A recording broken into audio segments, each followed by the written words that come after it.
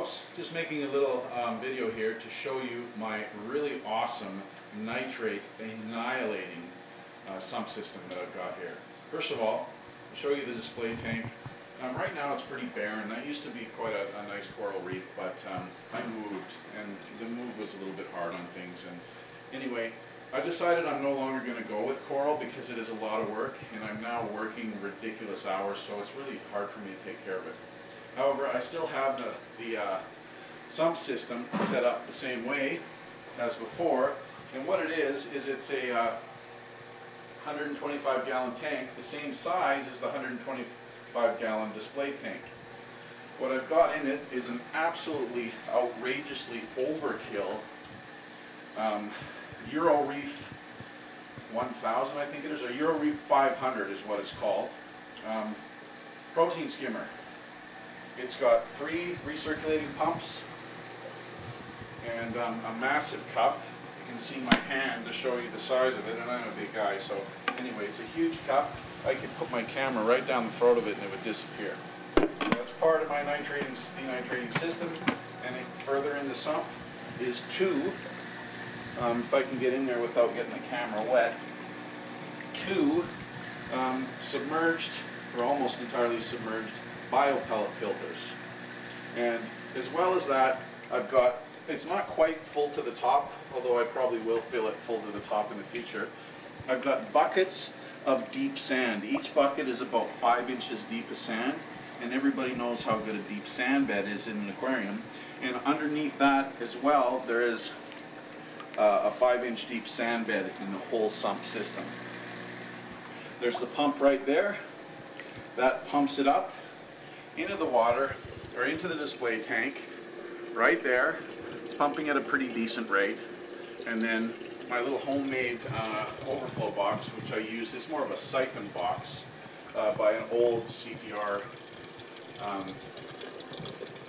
protein skimmer, which is just really a toy compared to the one I have now. And of course it just flows down and goes back into the water.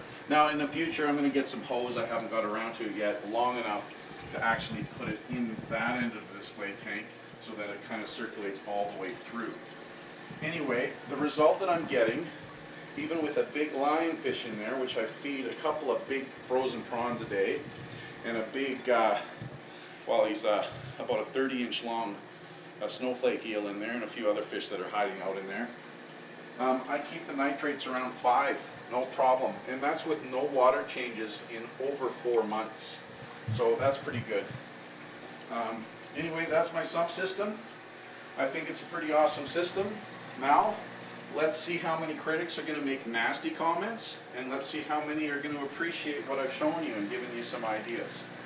Anyway, feel free to make comments. However, if you have, for some reason, like the aquarium community seems to attract so many negative people, please keep that to yourself, okay? Thanks. A little bit of constructive criticism is okay, but just don't be nasty. Anyway, thank you very much for watching my video, and another thing you can use this video for is to take note.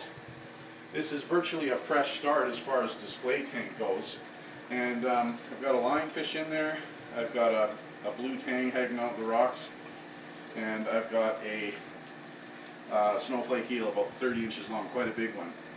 My intention is actually to take all the live rock that's in there and put it in the sump with the rest of the thing so that the display tank is completely empty of decor, and then start again with those, I'm sure you've seen them, they're rather expensive, the artificial, very realistic coral inserts, reef inserts. A lot of people don't like that because they go with live coral. I've done the live coral, I loved it, it was great. But it is very high maintenance, and I just simply don't have the time for it. So what I'm going to do is make the display tank a fish-only tank, and that way I can have the kind of fish that you can't really keep with corals. You know, like the emperor angel and stuff like that, because they eat corals. So the trade-off is that in the future I'm going to be able to put quite a good population, seeing as my entire system is over 300 gallons, of any type of reef fish that I want to, and not be concerned about it consuming and eating the corals. So stay tuned for the future.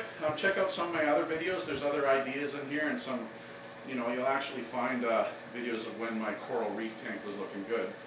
But like I said, this is going to be a fake coral reef tank with lots of nice fish. Thanks a lot for watching, and check out my other videos. Please share this video as well, please. Really appreciate that. Thank you very much.